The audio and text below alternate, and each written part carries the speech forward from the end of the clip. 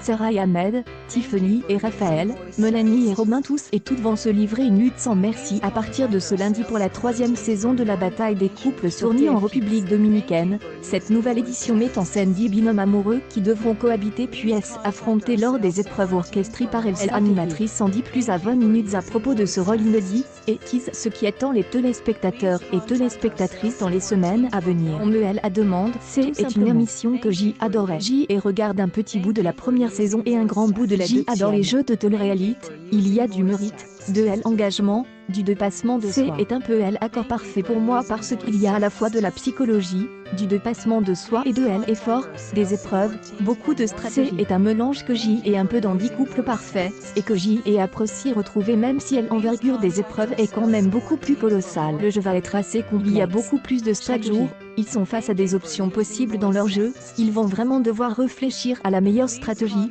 et leurs amis parce que le jeu bouge en permanence. Ce que J adore dans ce genre d'aventures, c'est qu'ils ne maîtrisent pas les règles donc quand ils pensent maîtriser le jeu, une nouvelle information de barre. Ils ne sont pas dans une zone de confort, ils doivent réfléchir à toutes les options possibles donc ils se creusent la tête, ils se bougent le corps et se posent des questions sur leur avenir de couple. Ils ont tous relève le défi avec beaucoup d'ardeur et de pugnacité donc J avait face à moi de vrais sportifs avec un vrai mental de sport. Cette année, on a beaucoup de compétition. Nos candidats en couple sont vraiment arrivés pour ils avaient envie d'en découdre, d'être élus couple de L. Il se trouve que, parfois, les premiers sont les derniers, que les derniers sont les premiers donc ils ne peuvent être déstabilisés par la barre qui était assez haute, ils en sont rendus compte assez rapidement. On était beaucoup dans la compétition mais l'amitié est importante. La vie en communauté n'est pas simple pour tout le monde, encore moins quand on est en couple parce que c'est déjà une petite unité. C'est vraiment la différence que j'y ai ressentie avec mes proches. Ils arrivent en force, à deux, fiers du couple qu'ils représentent avec envie de montrer aux gens que ce sont eux les meilleurs. Sauf que ça se joue sur la longueur donc il faut tenir la pression, et passer toutes les difficultés les unes après les autres. Quand on arrive dans un jeu et qu'on connaît déjà certaines personnes,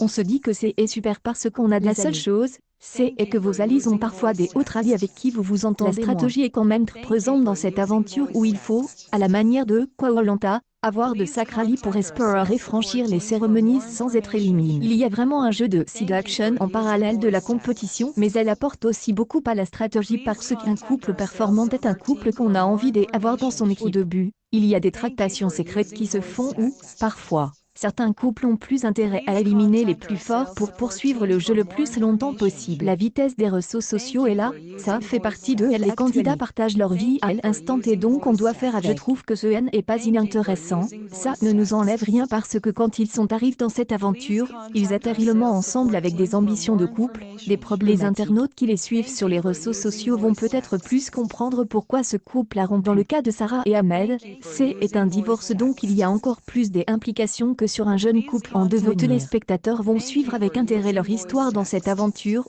leurs problématiques de couple et ce seront des informations complémentaires qui leur permettront peut-être de mieux comprendre ce qui leur est. Je pense que c'est assez complémentaire. C'est un sujet inépuisable, J et l'impression que c'est impuissant. C'est un sujet sur lequel on a toujours des mêmes si les problématiques liées à l'amour sont à peu près les mêmes. La gestion de chacun est plus J et de candidats, plus je me nourris et je pense qu'en regardant cette émission, on apprend. Je suis toujours surprise par les propositions qui me sont faites. Comme il y a beaucoup de personnalités différentes, il y a beaucoup de je ne suis pas encore rompue à l'exercice. Le jour où je ne serai plus surprise, je crois que j'y arrêterai, mais je crois que les cabinets de coach en amour sont remplis parce que même si on écoute des centaines de témoignages sur YouTube, c'est inépuisable donc on n'a jamais fini. Sans trop vous révéler de choses, je vais repartir pour une 5e saison des 10 couples parfaits prochainement. Une 5e saison est déjà en route donc le lieu risque de changer et le tournage ne va pas trop tarder. Des autres choses sont aussi en préparation et une boîte de production avec laquelle j'y écris de nouveaux concepts. J'espère pouvoir vous en parler rapidement.